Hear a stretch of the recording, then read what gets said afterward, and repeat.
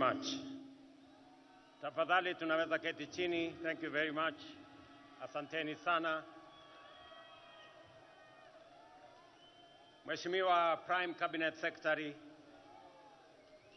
waheshimiwa mawaziri, makatibu, katibu mkuu wa KOTU, Daktari Francis Atwoli, and the entire labor movement leadership. Ndugu na dada wafanyikazi wenzangu wa taifa la Kenya, hamjambo. Hamjambo tena. Wafanyikazi hoye. Wakenya hoye. Mimi nafurahi sana kuungana na nyinyi katika sherehe hii ya muhimu ya kuadhimisha siku ya wafanyikazi katika taifa letu la Kenya. Pia kuadhimisha miaka 60 ya KOTU katika taifa letu la Kenya. Na kama mfanyikazi, naungana na wafanyikazi wenzangu. Kuna wale wafanyikazi wako permanent and pensionable. Alafu kuna wafanyikazi wengine kama sisi ambao tuko kandarasi ya miaka. Wengine wako na kandarasi ya miaka 3, wengine miaka 5 na tofauti zingine. Lakini sote sisi ni wafanyikazi wa taifa letu la Kenya. Na itachukua sote tukiungana, tukishirikiana, kwa sababu kuvua ni kazi, kufundisha ni kazi, kutibu ni kazi, kulinda walinzi wale kutoka yule guard mpaka CDF wa jeshi, wote ni wafanyikazi. Pale sokoni kazi inaendelea. Kule viwandani ni kazi inaendelea na wafanyikazi. Kule mashambani vile vile ni kazi inaendelea na wafanyikazi. Sisi zote tukiunganika, tukifanya kazi kwa pamoja, ndio Kenya itapiga hatua ya kwenda mbele. Mimi leo napenda sana, huyu Atwoli alisema ataongea kwa kifupi. Akaongea kwa kifupi kweli. But wacha nisome taarifa nilio nayo, alafu nitasema mambo machache. I am honored, ladies and gentlemen, to join you today as we mark 60 years of tireless advocacy, solidarity and progress in protecting the rights and welfare of Kenyan workers. International Labour Day grants a timely reminder of our constitutional and moral duty to uphold the dignity of labor without discriminating by age, gender, race, ethnicity, or ability, and to continually confront the evolving challenges facing our workforce. This year's theme, self-reliance in production, is the key to economic growth and resonates deeply with our collective national ambition. It calls on all of us as government, workers, entrepreneurs, and communities to champion a Kenya that is resilient, productive, and truly self-reliant. It is in this spirit that this week the Cabinet approved the 2025 Finance Bill, a key instrument in our ongoing national economic transformation quest. This bill has been carefully crafted to stimulate economic growth, deliver efficiency, and enhance competitiveness and expand opportunity. In fact, its provisions are designed to offer targeted relief for both businesses and workers, and to support the spirit of enterprise and productivity. Notably, to improve workers' take-home pay, employers will now be required to apply eligible tax relief and exemptions directly when calculating pay as you earn, a significant shift from the current system where such reliefs can only be claimed from Kenya Revenue Authority. Precisely what Atwoli was talking about. I think he read my speech, and that is why he was raising those issues. This will increase efficiency and immediately benefit employees. Additionally, all pensions and gratuity payments for both the public and private sector will now be tax exempt. This reform is a recognition of the service and sacrifice of our senior citizens and workers, and a step towards ensuring that retirement is met with dignity, not stress.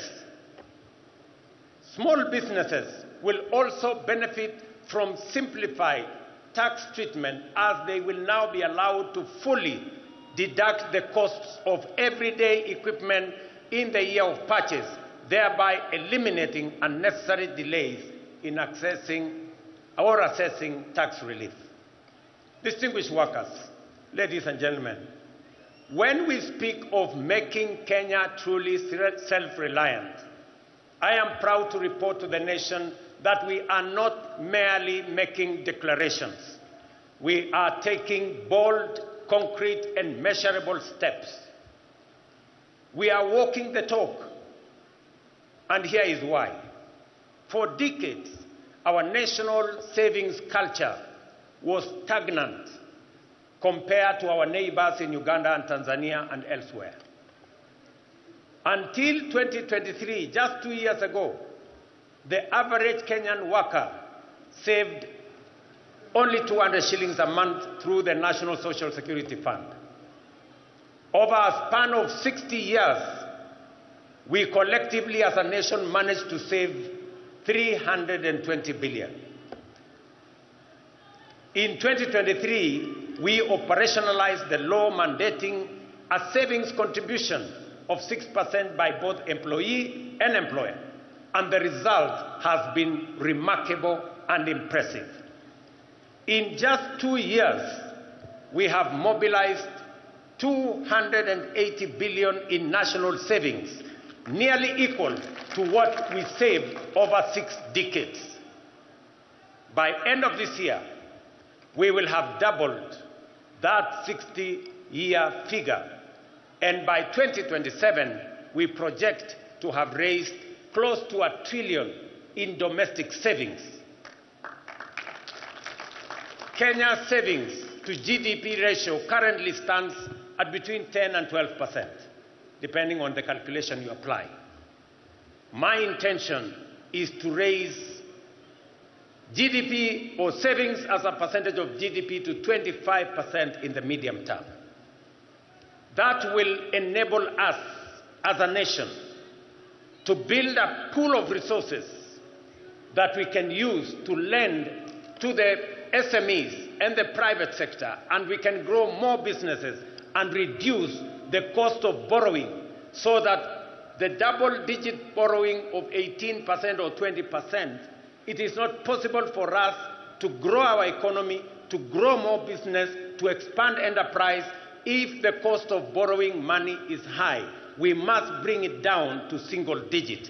And the route to bringing it down to single digit is to build greater savings in Kenya. I want to thank the Kenyan workers. I want to thank Dr. Atwoli and Kotu and FKE. When we sat down with them, they saw the point when I made the case to them that it is time for Kenya to measure up to what other countries are doing, and we have to make the necessary decisions so that Kenya can build savings in a manner that it will help us, one, reduce old age poverty. When I came here for celebrations, Atwoli here told me Kenya is number 92 in the worst countries with old age poverty. Because if you save 200 shillings, when you exit at 60, maybe the entire savings you will have made is like 70, 80,000. 70, 80,000 will not last you 2-3 months.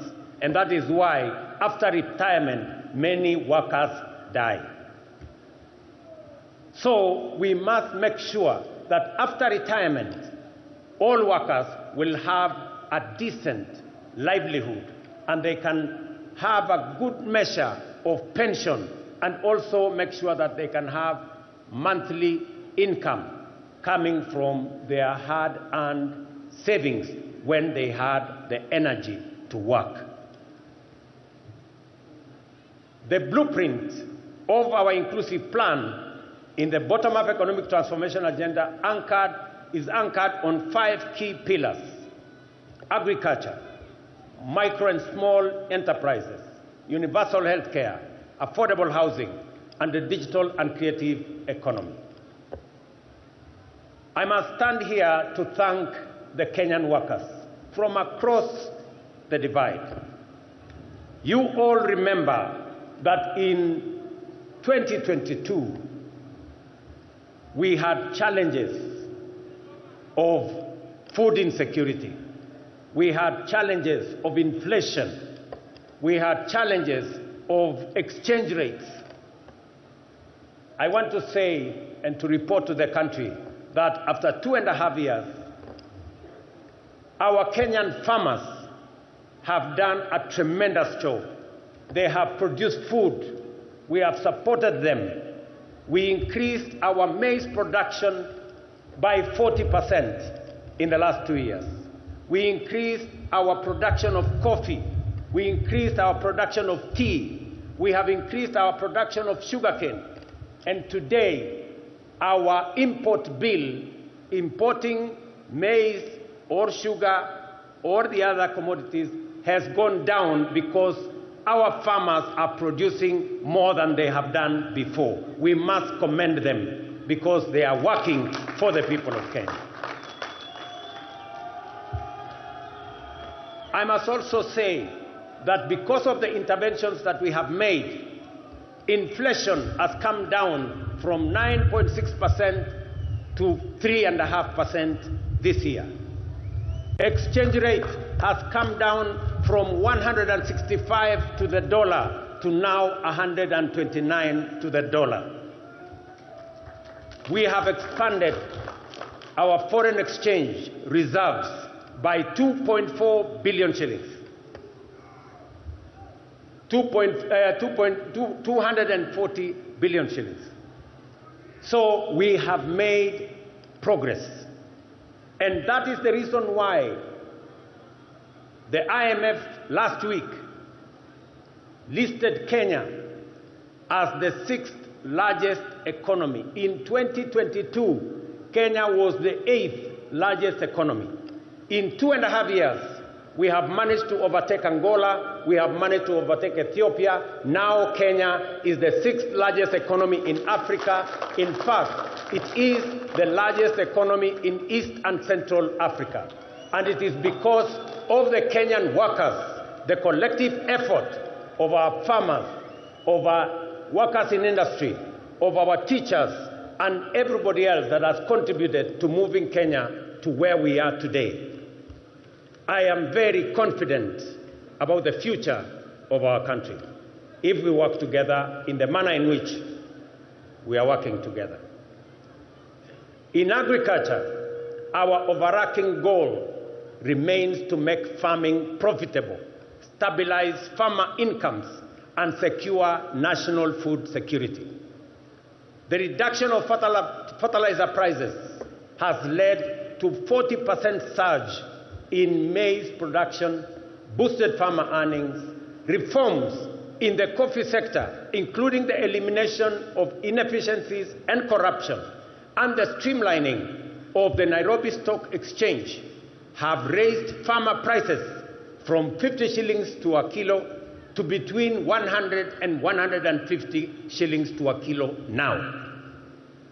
Similarly, reforms in the sugar sector have revitalized the industry, leading to record production, better incomes, and bonus payouts for farmers, while creating thousands of new jobs. I recall with very deep personal satisfaction seeing Mama Redempta Makoha of Mumias receive a bonus check of 80,000 in January this year, money she has proudly used to advance her well-being. That is what real impact and transformation looks like. And let me assure the Kenyan workers and the representative of the Kenyan workers, we've just completed the leasing of the 5 sugar factories owned by the government of Kenya. They will now be commercially run by private sector players who have the acumen, the resources, the know-how on how to run business. And I want to assure you that no worker is going to lose their job.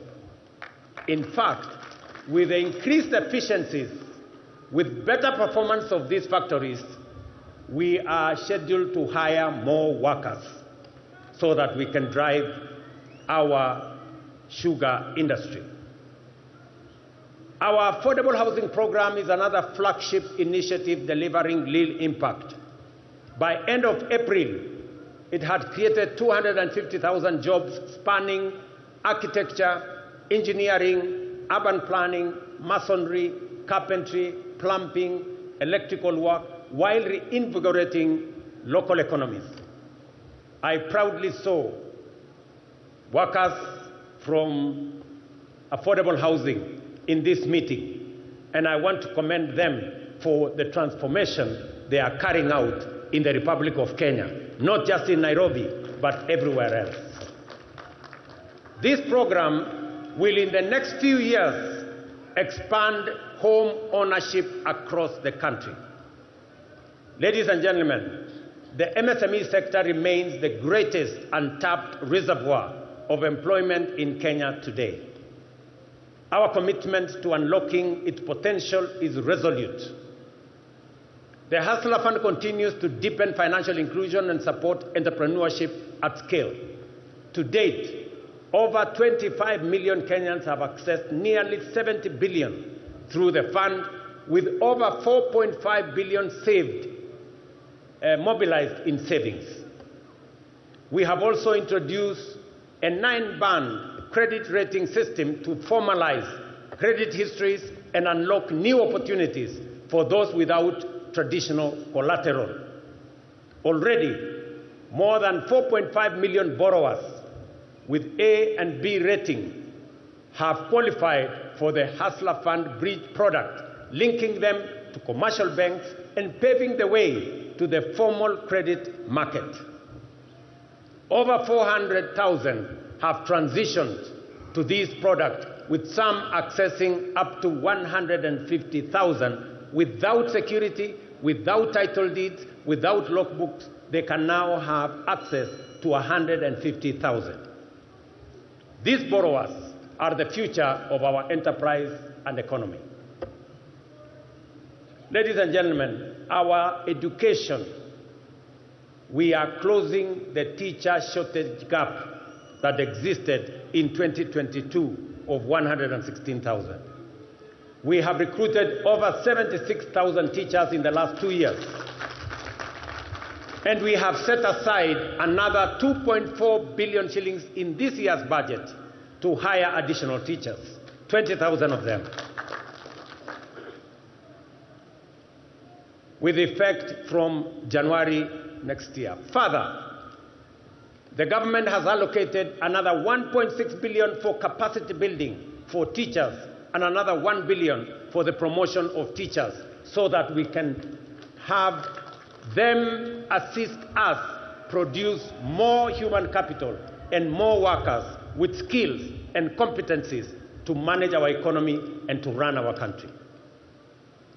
This investment has improved student-teacher ratios, enhanced literacy and numeracy, and generated stable employment in communities across the country. labor migration continues to be a cornerstone of our strategy to expand jobs for Kenyans. Last year, over 200,000 Kenyans secured jobs abroad. This year, we are strengthening our efforts through targeted recruitment and bilateral labor agreements.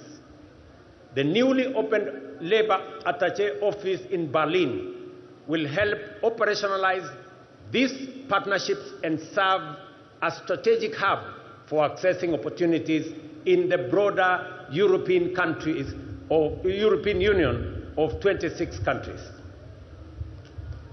The net well-being of workers is incomplete without health security. I am pleased to report that over 21 million Kenyans have registered under the Social Health Authority, up from 8 million under what was NHIF. This is a monumental leap towards universal health coverage. I urge every Kenyan to register, and I am happy that every day I watch the SHA portal, and every day between 45,000 and 50,000 Kenyans register. They are assessed, and we are moving the country towards universal health coverage. We are overcoming the teething problems that existed, and more Kenyans are beginning to realize that we can have universal coverage, reaching out to as many Kenyans as possible. Distinguished workers, ladies and gentlemen, the right to join a union for protection of the values of fair pay, safe working conditions, and the right to unionize is a constitutional guarantee. I have directed the Ministry of Labor and all relevant agencies to ensure that even employees under outsourced contracts can freely join trade unions and benefit from collective bargaining frameworks. Additionally, I am also pleased to announce that Kenya will ratify the two critical ILO conventions: ILO Convention number 189 of 2011 on domestic workers to safeguard their dignity and rights, and ILO Convention number 190 of 2019 on eliminating violence and harassment in the world of work. Dr. Mutua and team, you know what you need to do, so that when we come here next year, we will report to the Kenyan workers that we have ratified and we have concluded our work. As Dr. Atwoli has said, when we agreed to enhance pay by 6% last year, there ensued a debate, and some of the employers have not implemented the 6% we agreed on last year. It is not right, it is unacceptable, and I am directing the ministry to work with the head of public service to ensure that every employer makes sure that we implement the 6% increase of salary that we agreed upon last year, and to quickly embark on the exercise to put together the next agreement so that we can take it forward in the next time.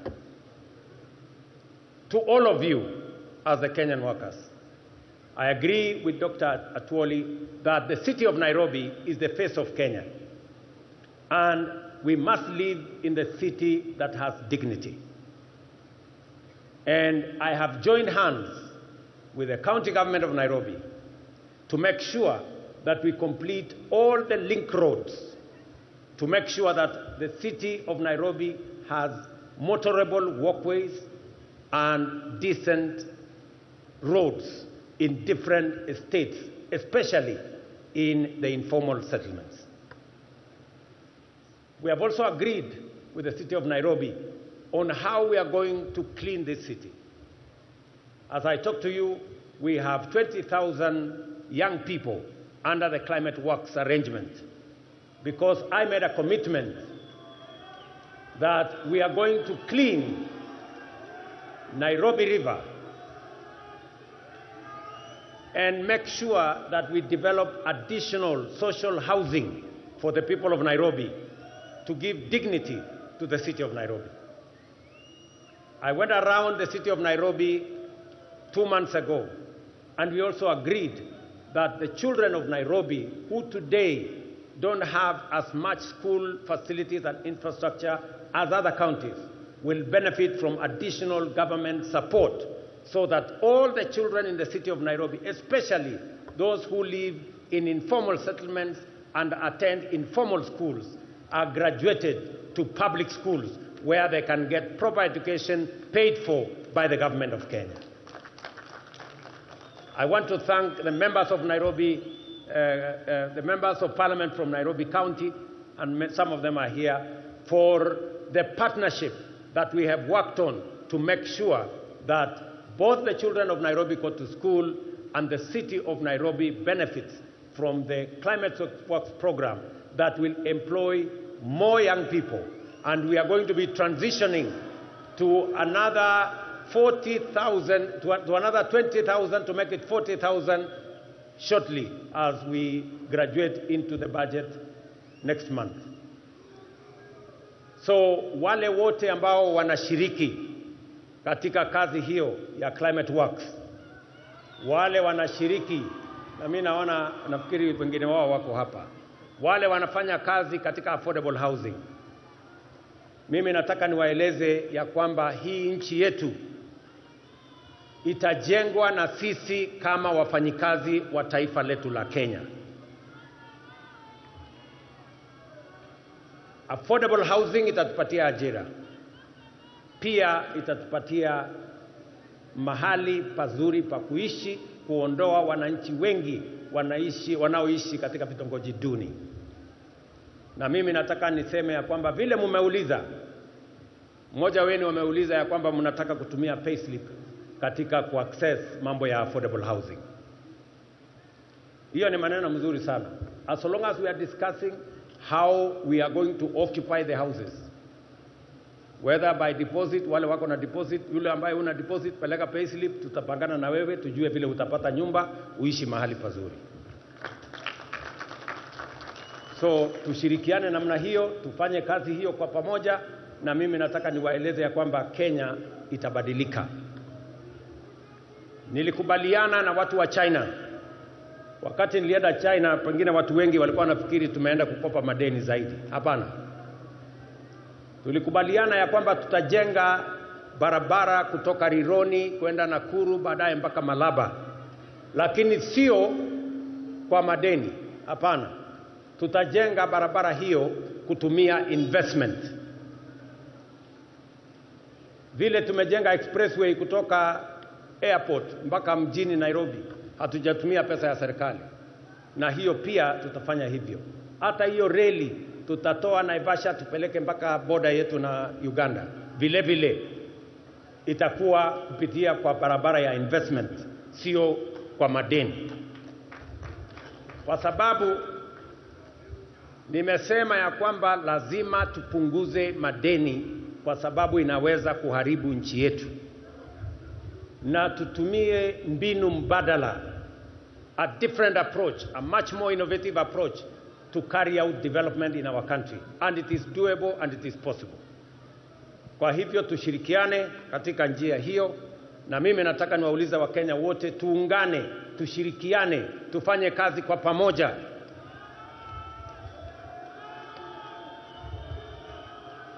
Uchaguzi inakuja 2027. Na Wakenya wataamua mambo ya uchaguzi 2027. Kwa sasa tushirikiane, kila mtu afanye kazi mahali ameajiriwa. Ikifika wakati huo kutakuwa na mtihani. 2027 kutakuwa na mtihani. Wale watapita mtihani wataendelea. Wale wataanguka mtihani wataenda kulima, na dunia itasonga mbele. So Kenya inatakikana tuwe namna hiyo, tukijua ya kwamba tusiharibu muda wetu mkubwa tukigombana ugomvi pande hii, sijui nani atafanya wapi, sijui nani ndio nini. Hiyo ni mambo ambayo haiwezi kutusaidia kwa sasa. Kwa sasa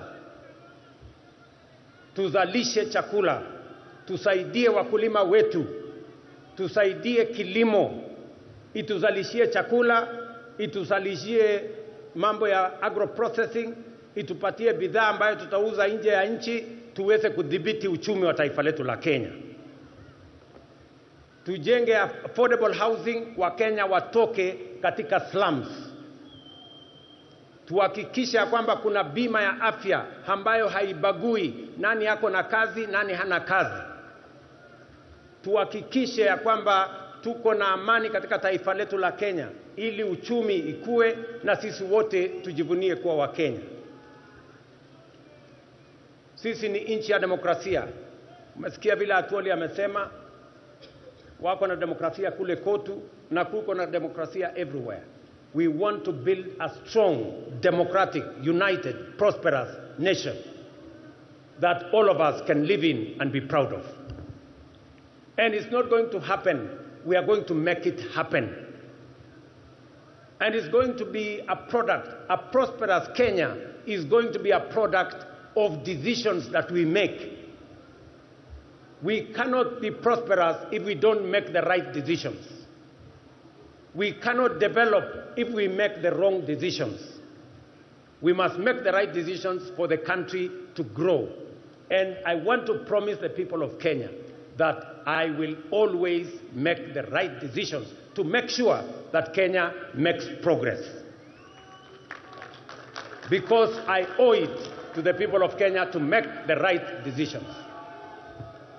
Sometimes they may not be popular, but they are the right decisions that will change the destiny of our country. If I did not make the right decisions in 2022, if I did not stop the subsidies of fuel and unga and all the other things, we would not be talking today that Kenya is the 6th largest economy in Africa. We would be talking about something else. So tunataka tushirikiane namna hiyo, tufanye kazi namna hiyo, and I am very confident about the future of our country.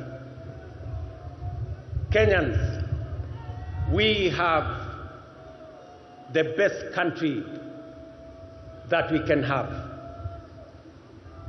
We should be proud to be Kenyans. And we must do whatever it takes to make this country great. We must avoid convenient decisions that only helps us to mark time on the same spot. We must make the decisions that will make Kenya progress and move forward.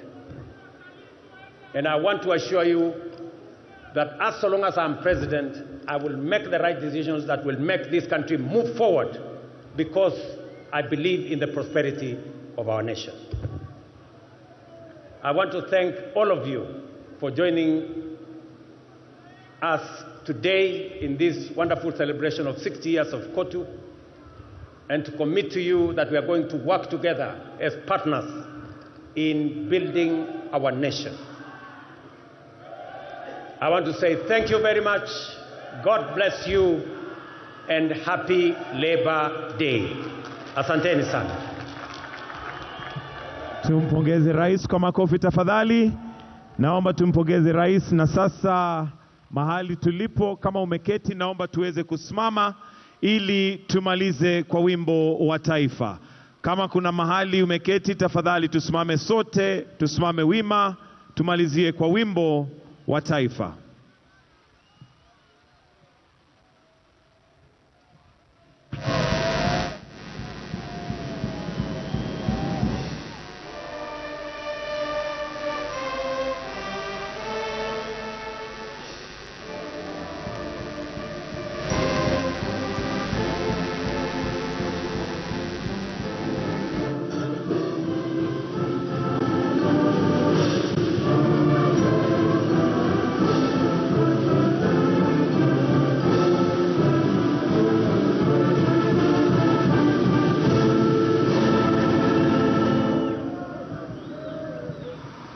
Naomba sote tusalie mahali tulipo tukimpatia rais wa Jamhuri ya Kenya, Rais Daktari William Samoei Ruto aweze kutoka kwa starehe zake.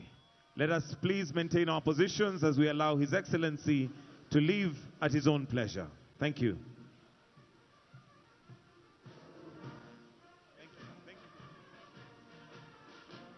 Shukran kwa Mheshimiwa Rais anapoondoka.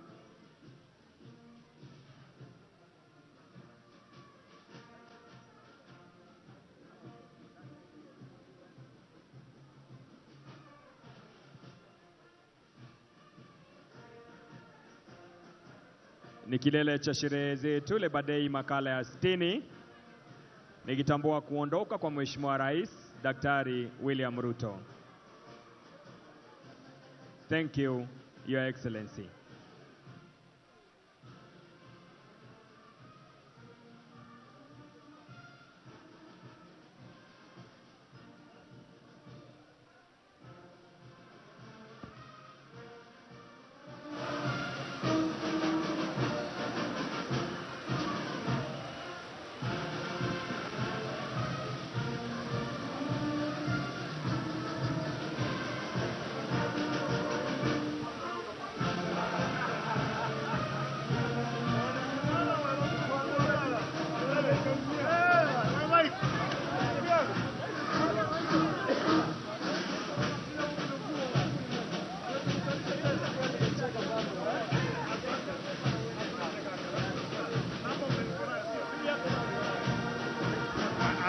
Najua sasa ungeweka tu kwa baadaye.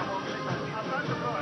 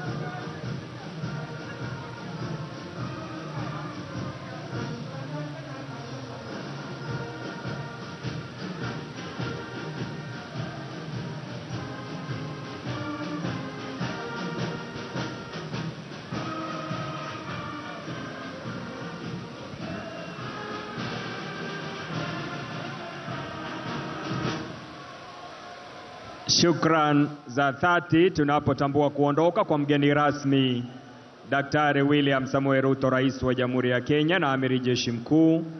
Vile vile mawaziri wetu wataondoka, waziri wetu wa masuala ya huduma ya umma, waziri wa leba, pamoja na makatibu wetu. Tukishukuru kazi nzuri iliyopangwa na katibu wetu mkuu Daktari Francis Atwoli, mwenyekiti mkuu wa KOTU, Assistant Secretary General, board members wote wa KOTU na hata wote ambao wamefanikisha shughuli ya leo. Nikishukuru msaidizi wa Inspector Generali Bwana Wambura pamoja na bendi nzima, the Kenya Police Band Presidential Escort Unit, pamoja na bendi yetu ya Administration Police. Shukran kwa umoja huo ambao mmetekeleza majukumu ya leo. Tunapofunganya moja kwa moja kutoka hapa bustani la Uhuru na makavazi ya kitaifa, imekuwa ni furaha yangu kuongoza katika sherehe ya leo makala ya 60, kauli mbiu kujitegemea katika uzalishaji ndio